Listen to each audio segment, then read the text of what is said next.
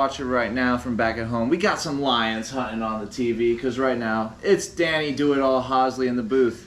Danny, what's going on, man? How you feeling today? I feel good, man. Yeah? I'm excited to be here. I've heard a lot about this, so I got to go back and watch Eric's interview. Yeah. I got to watch Deeb's interview. Eric was a little upset that Danny didn't watch his interview, guys, so we got to make some pressure happen and make sure Danny be watching that YouTube stream, you know? I got to get a YouTube channel first. Yeah. I got to get on that thing. You got some good content, man. You know, it's going well for you on TikTok, Instagram, all the above. You're really buying in, getting into that social atmosphere. Buying in, dude. Yeah, that fitness, the baseball, you're all into it, man. It's definitely a new realm, but I think, I'm definitely open to just keep trying to grow, keep trying to share the story. Yeah, definitely, dude. So, guys, go and follow Danny Hosley right now because he's about to bring us some insight on what it is to be one of the greatest banana ball players of all time, possibly. So, Danny, what's your baseball story, dude? What got you to this point? Oh, man. Well, dude, the story actually starts, are you talking about high school? Yeah, man. Let's get to the nitty-gritty. I want to know, high school, what got you to be one of the first guys to play every single position on the field? That's just so unique and something that has never happened before. And to do it in a game, it's pretty impressive. So what was that? What got you to this moment? What got you to this moment? Dude, it's been a journey here. I'm sure everybody's got a story here. I know you've got a story how you got here. Mine started in high school. I went to Langley High School back in McLean, Virginia. And it started way before that too, Little League, all that stuff. Yeah, we don't need to get into the nitty gritty. But in high school, I think so. I hurt myself my freshman year, wasn't really playing at all. So kind of took that season off, and then sophomore year I started out as a catcher. So that's where I got a little bit of my catching background right there. And then my junior and senior year, I kind of transitioned into that pitcher, shortstop, third baseman kind of role. Okay. So that's where I got a little bit of my infield background there. And long story short, I don't want to get too in the nitty gritty, but basically, I thought I had a really good senior year of high school.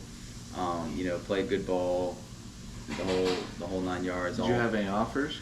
No, that was my thing, man.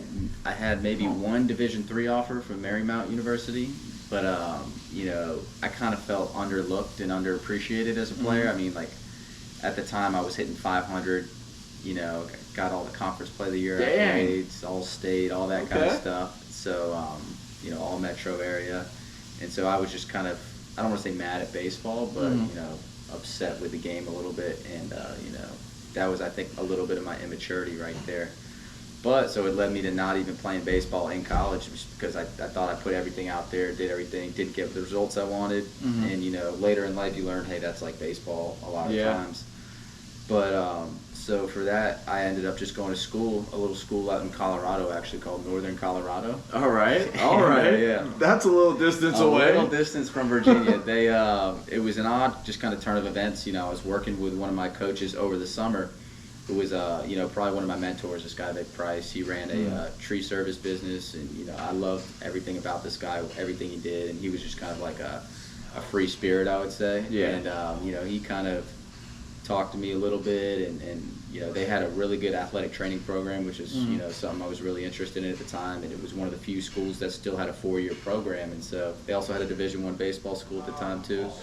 So I thought about walking on there, and so I ended up taking he kind of convinced me. I'm like, you know what, I got to try this. So I went out there for school for 1 semester, wasn't playing any ball, ended up not even trying to walk onto the team, and I was kicking around. You were just kind of not feeling it, huh? Exactly. I just kicking around playing intramurals, not really feeling baseball, and then tearing it up in flag football, basketball, that kind of stuff. Yeah, because you're a natural athlete, dude. Dodgeball. Look at you.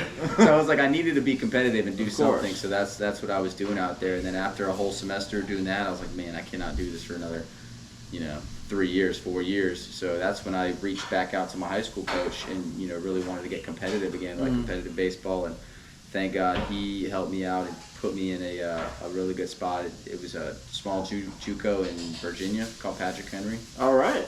And so that's how I got back into college baseball. Okay, and nice. So taking a year off, basically, from not playing any baseball and going into now JUCO ball. Ooh, this is a little bit of a transition. I know, right? So I basically missed the whole fall. So you've got a whole Yeah. team that's already kind of like come together and like made all these relationships, and I'm thrown in the mix in the spring. And as a catcher too, so I hadn't caught since my sophomore year of high school. But I got really lucky. We had an ace on that team. His name's Brad Hanner. He's with the Akron Rubber Ducks right now. He was a stud. Oh, nice. And I was lucky because he loved when I was behind the dish. So every time he started, I was starting There behind we the go. dish. And so that's how I cracked the lineup and ended up starting the rest of the year. And, our team had a pretty solid run, got knocked out in the championship game of our conference tournament, yada, yada, yada. But then came back for a second year at Patrick Henry and kind of took on a more pitcher role there. And so I pitched a little bit more. So that's interesting. Did they still have you hitting? They did still have me hitting. Okay, so I'd okay. usually pitch or catch the first game, DH the second game, and then pitch on the last Oh, day. so doing this is nothing new to you. Exactly. So I've been doing it for a little bit. Okay. I've been doing it for See, a a lot of people out there are just going crazy whenever they see you at these multiple positions, Yeah. especially ones as taxing as catcher and pitcher. Exactly. And it's just like, man, really do it all, Hosley. Yeah. So It's okay. definitely unique, man, because you don't see too many pitcher-catcher combos. You'll see some pitcher-outfielders, some pitcher-infield, but pitcher-catcher was definitely a unique one. And so getting recruited, because obviously once you're in JUCO, you want to move on to the next, that next step. And so that next step, I got recruited by Norfolk State, a school in Virginia. So you had a good year pitching then? Solid year pitching, and they actually wanted me as a pitcher, which I didn't know at the time. They kind of took me as like hey man, you can do both. And then so I got there, they kind of pushed me more into pitching, and then they really had a need for a third baseman. And I always kind of had a knack for, a glove over there at third base. Yeah, so, a little bit. So he saw me my head coach saw me taking ground balls one day. He's like, all right, we're going to put him there for the week and see how he does. And then they just kind of kept me over at third. And that's where I kind of fell in love with playing third base and had a really good time doing that. And then COVID abruptly ended that year. And then, went into our next year, and this is 21, I believe, and kind of was doing the same thing, so playing third base and then pitching on Sundays, which in my world was just the perfect world. I get the best of both worlds, get to hit, Yeah, that's sweet. get to pitch. You're like a creative player on the show. Dude, it was a blast. A lot of fun there, and probably one of my favorite teams. I've been a part of that Norfolk State team because we ended up making a run and our first team from that school to make a regional, which was really cool. Nice. So yeah, And making history.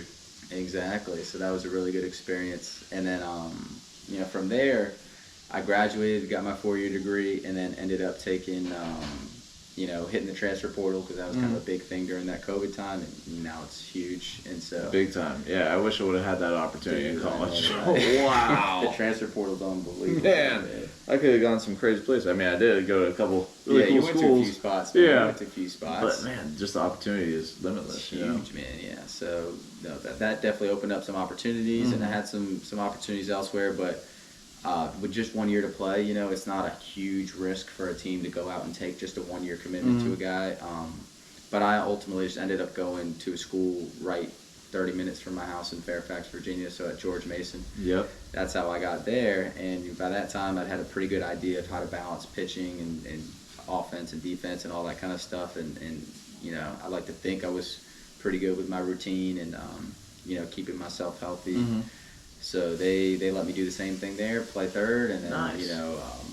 pitch on Sundays, which was a blast, and then every now and then I'd come in relief, for a Saturday game. But that was the life right there, living that. That's Man, sweet. yeah. I mean, I could imagine, man. Exactly, man. Getting to hit, pitch, do everything basically, and enjoy that college life It is, right man. next to home. Exactly. You need a meal, go home. You need to Yeah. clothes wash, go home. I mean, I can do laundry, I can cook. But, Yeah, of course. Having mom there is nice. But, so then did that, played my butt off for that last year.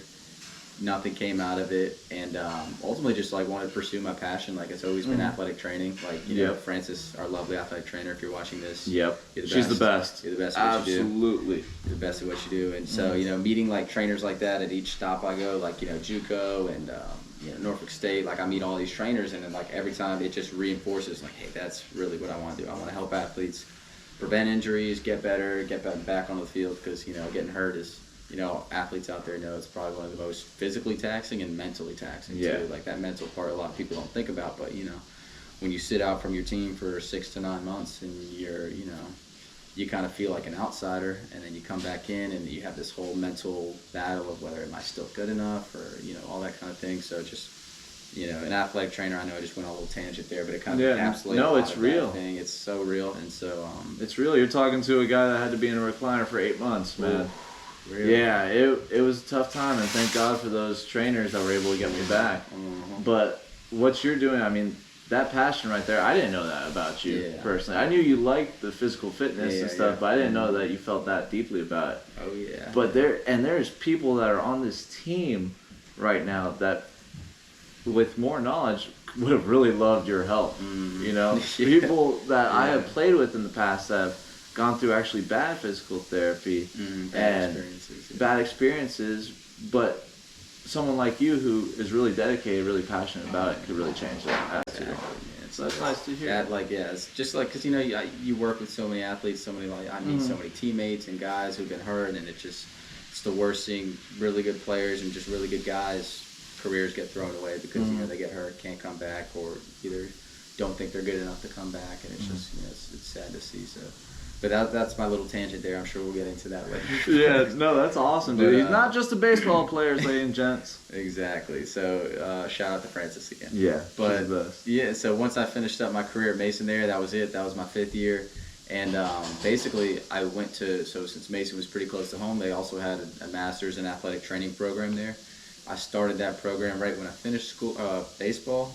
And then I was also working as a grad assistant for Mason baseball there too, which was nice. Kind of best of both worlds. Got to still be around guys and baseball and everything, but also got to start pursuing my passion in that stuff. And ended up finishing about 3 semesters, I believe. 2 to 3 semesters. How many would you have left? I've had 4 left. 4 left? Okay. If I think I did 2, then I've got another 4 semesters, 6 total. Are you going to try to finish it? Eventually, yeah. Nice. Whenever bananas come, whatever happens. Whenever that day comes. Exactly. Whenever that day comes. But, and I have to take that out. Sorry, it's a thing from my last school. but yeah, whenever that day comes. The R-rated version. Exactly. Bananas after dark. Whenever that day comes, I'll end up finishing, those 4 semesters up. And, so like I ended up getting through, I did, athletic modalities and a whole bunch of different classes, lower body interventions, lower body therapeutics. So I basically, athletic trainer wise, was, I don't want to say certified, but, almost there. Yeah. Almost hips there. down. I learned all about it. Hips down, learned all about it, all the techniques, all the exercises, all the rehab techniques, and so that was so it's just the upper half, which baseball's a lot of upper half. A lot of upper half. But still, it's good information to know, and I'm really passionate about it. So I always like researching about it, reading about it. And you've definitely applied that to like your own skills. 100%, yeah. 100%. Just like how I kind of take care of my body and health wise, what I do to stay healthy on the field, and because it is taxing, dude. Baseball's a taxing game. Banana ball's a whole different beast. Yeah, dude, I always say pitchers are master compensators, dude. Like nobody's pitching mechanics are exactly the same. Everybody moves just a little bit different. I mean, you on the mound, you've got your 3/4 slot, but I'm sure at the point you were up here. Yeah, at one point, and then I just couldn't do it no more. Exactly. I mean, guys figure out a way around that, and they're just master compensators. And, nobody's one mechanics are the same, but I think there are certain cues along each way where, okay, this needs to be a little bit tweaked to be able to, and so everybody's a little more bit body different. efficiency, be able to throw the ball hard, control what you're doing on the mound, execute. And so it's makes sense. Everyone's a little different, but it is very cool. So sweet, another passion. Yeah. So how different do you think banana ball is from regular baseball? I know it's so fast paced, but like for the people out there that have never played before, how could you really describe it? Oh, dude, it's it's definitely different. I mean, at its core, banana ball is still baseball. Yes. It comes from baseball. No doubt. But, there's little nuances here that make the game a little quicker, a little more, quote unquote, like, I guess, tricky / fun, because you've got our, and it's just fast paced, I would say. It's a lot more fast paced than baseball. With, the way we score, one team puts up 0 runs, the other team puts up 1 run, that inning's over, and then boom, you've got a point. It's pretty wild. Makes it, real quick. You can have a 1-pitch inning just like that. And, along with just the walk rules where, you walk somebody, potentially a it's double. the worst. It's like, you know, It's as a pitcher, the worst when you walk someone in this game. As a pitcher, your ERA, you just see your ERA. You're like, oh god, Yeah. banana ball. Banana balls. It is tough. It's I can't really work around guys. Like really got to attack guys. Mm. And yeah, it's a lot more fast-paced, different, tricky in the sense of trick plays. And it's just it's like a different game. It's a different beast. But you know, at the end of the day, it's still got those baseball elements where you're in the box, you're competing, whether or not you've got some walk-up that you're doing that day or some special whatever they've got going on. Yep, and you've done plenty of them. Exactly. They still got that feel to it, but it's like it's definitely best of kind of both worlds. Yeah, you still got to go out there and execute. Still got to go out there and execute. It's the flip the switch mentality that Gillum always says, you know? Exactly, flip the switch, man. Mm-hmm. So it's a fun time. Yeah, for sure, dude. But now, did you get called to come and play banana ball? Oh, yeah. Sorry, yeah. I didn't finish. We went on a little tangent right there. You know, we just like to talk. Just people. just like rapping here, man. But so basically, I was working as the GA. Finishing up school, and so my head coach, or the current head coach at Mason, Sean Camp, he had played, I guess, with Coach Viro at George Mason, and so they had some communication back and forth, I guess. And I guess Bananas at the time were looking for players, and I guess recent college grads being one of them. Yeah, definitely. And so I just finished up and got Coach Camp, my head coach, he had talked to me and said, hey man, like I think they're interested, like we should send some video. And so decided to just do that, send some video, started corresponding with the Bananas. I talked with Coach Viro, Coach Gillum, and basically kind of interviewed, sent some more video, and then like they said, hey man, like we'd love to have you on. And That's awesome. I was stoked when I found out. And then, ended up coming down in January. And it was like a diamond in the rough, man. I don't know where they were looking or how they found me, but I'm glad they did. So thank goodness, man, because you have become our showdown master, an arm we could rely on in a star role, bullpen role, a utility player that can also swing the bat very well. I mean, man, you just gotta love the way you play, right? I like to think like I just play like I want to say it's like Little League, dude. Yeah. Like Little League when you just bounce around from pitcher to short or catcher or whatever. That's like I kind of keep that mentality where I'm just like, don't get too comfortable in one position because the next day, might get moved to the outfield, might get moved behind the dish or pitch or whatever. So in that case, some guys might not like it, but I love it. Just something new every day. I get to it is. Hang out with the outfielders, hang out with the infielders, go hang out with it's cool. It's unique. It is unique. It's very. And Little League, I mean, it's funny you say that. Is that where you like got your love of baseball? You think, or did you come from like maybe a significant moment that you had in your life? Man, my dad was a big baseball guy growing up. Nice. So was my mom. My mom's from Puerto Rico, so they grew up watching baseball all the time. Her team was the Yankees, though. Oh, come on, Mama Haas. The Yankees, man. The Yankees. The Yankees lose. But my dad was a Sox fan, so I kind of gravitated towards that, and I have like core memories of watching the Sox in the 04-07 World Series. I think 07 was against the Rockies, 04 or Cardinals or Rockies. Don't quote me on that, but one of the two. One of the two. I don't remember now either. No, but like I just remember watching 04, staying up super late watching those, and I was 5 at the time. Yeah. Watching late night ALCS against the Yankees that year. And then the year before, I don't really have. It was like a vague memory. I watched the old clips now where they got walked off on at Yankee Stadium, and that was pretty tough. Then the year after, those are the ones I remember where they ended up coming back down from 3. And so that right there was just like Sox fan. I'm a Sox fan. And then like my dad being a Sox fan, kind of just kept growing that love right there. And so yeah. And that's where I kind of got that baseball. I'm like, yes, I love this. I love this. So. Was there like a player on the Sox that you really loved then? Because we had a couple of guys come out to some games this year. My favorite player was out there, but was there one that on the Sox that you just looked up to? Big Papi, definitely one of them. Big Papi. I mean, he's everybody loves that guy. Yeah. On the pitching side, I loved Clay Buchholz, though. He was a little bit later in the road, but he was like a younger guy that I kind of gravitated towards, too. I love watching him throw. Josh Beckett, another good one. Mike Lowell. I always loved Mike him over Lowell, at third. FIU, shout out.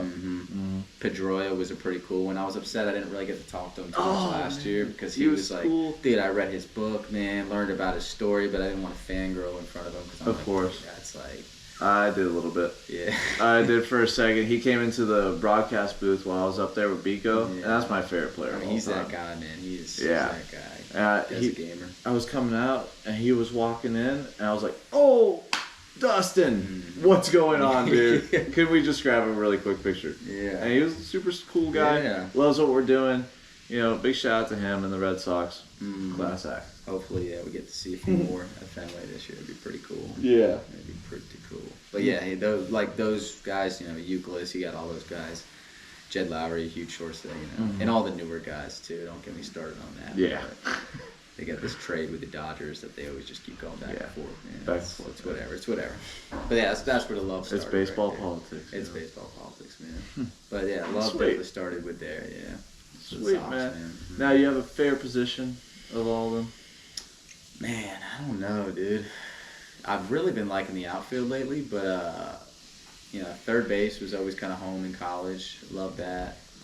But I wouldn't say I have a favorite. I'd just say like I like hitting more than pitching. I would that say counts. that. Yeah, that counts. I know you've been on your hitting kick lately too. Yes. I want to hit so bad. I know you've been on that barrel. One day, lately. Ray told me today that my swing looked good, and I was like, That's what you need to hear from our hitting coach, man. Yeah, I said I have a chance. There's a chance. You're saying there's a chance. You're saying there's a chance. There's a chance.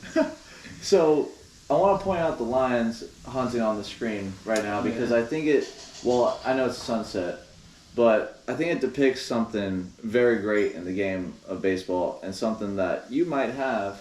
That's a little bit of that line mentality because you kind of have to have that when coming into the showdowns. Oh, yeah. Be like the top dog. Can you describe that feeling on being on the mound alone?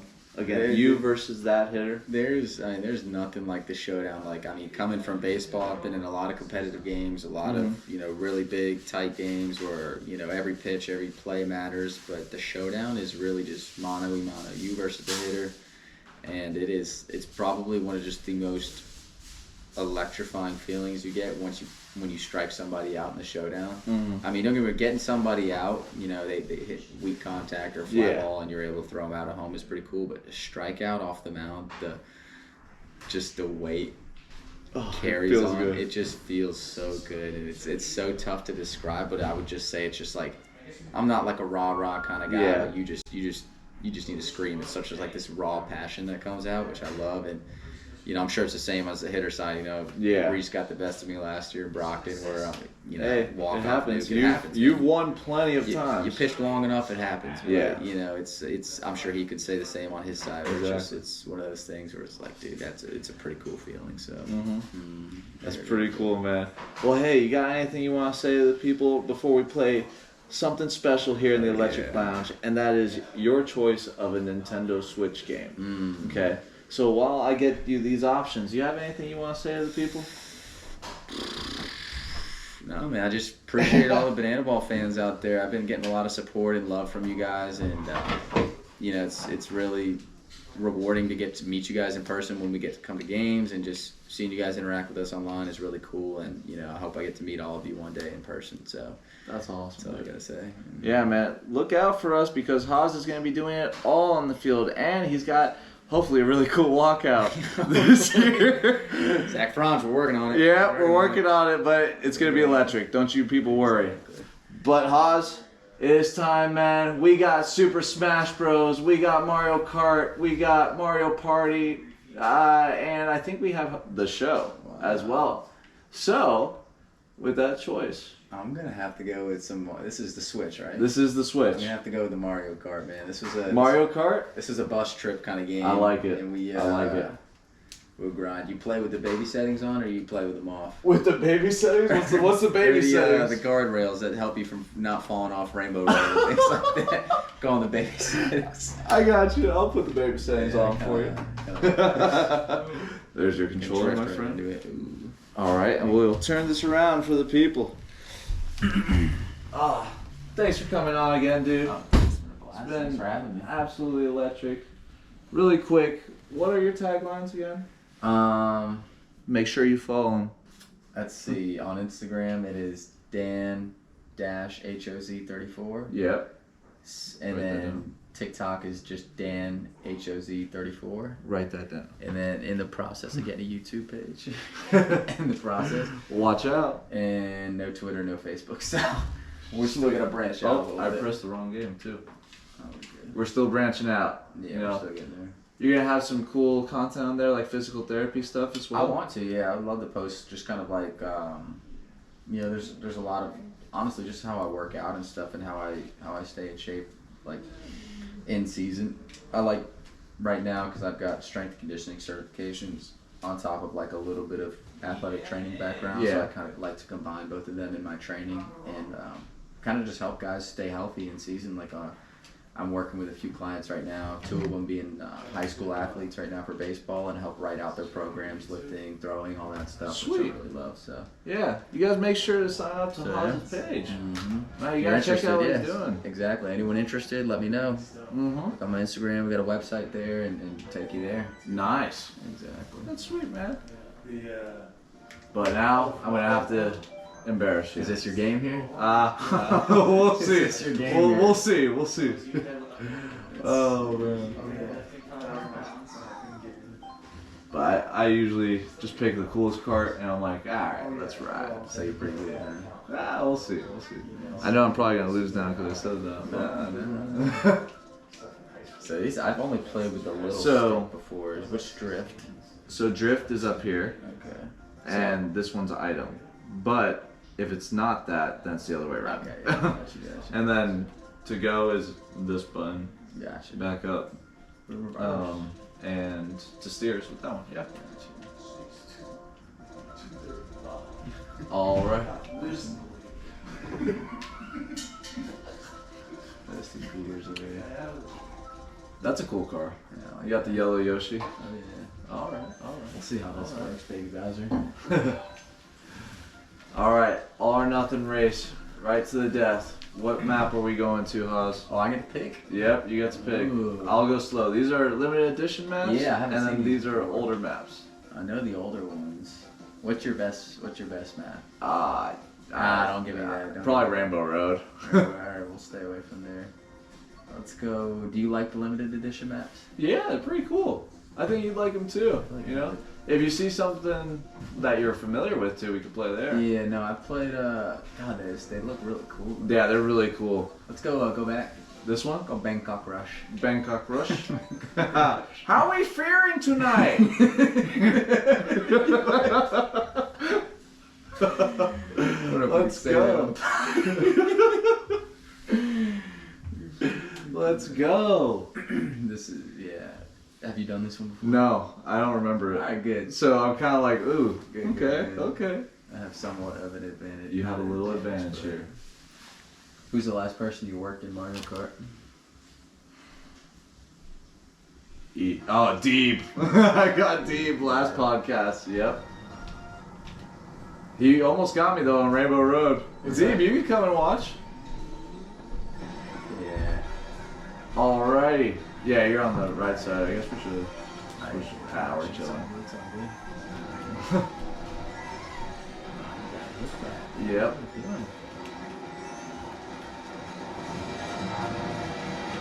We got it's a good course. Oh yeah. Oh, see, Haas is in first. You just don't know that that's the worst spot to be in. Oh my gosh. I just hit myself in my own Twitter. Yeah. Oh no, I might get worked here. Oh, it's coming for It's me. coming. Oh, right before I got it. Too. Yep. That's how we do it. I come right back. Uh-oh. Hit you? Nope.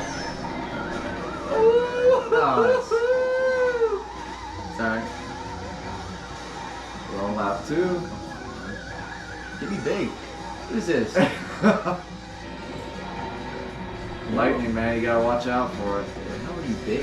That's on. I actually dodged it. I was the ghost. I couldn't believe it. It's alright, we're not far behind. Not far. Watch your 6, watch your 6. Here we go.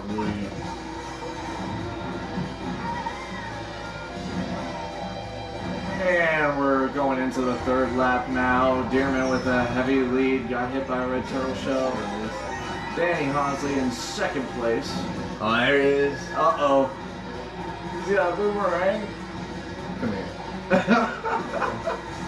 Come here, boy. Here we go. Oh no. Oh! Look at that. What? Oh. You almost got me. No. No. It's No. not supposed to happen like This is not supposed to happen.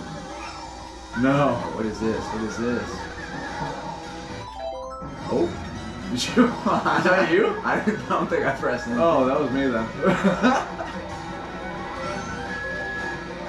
Alright.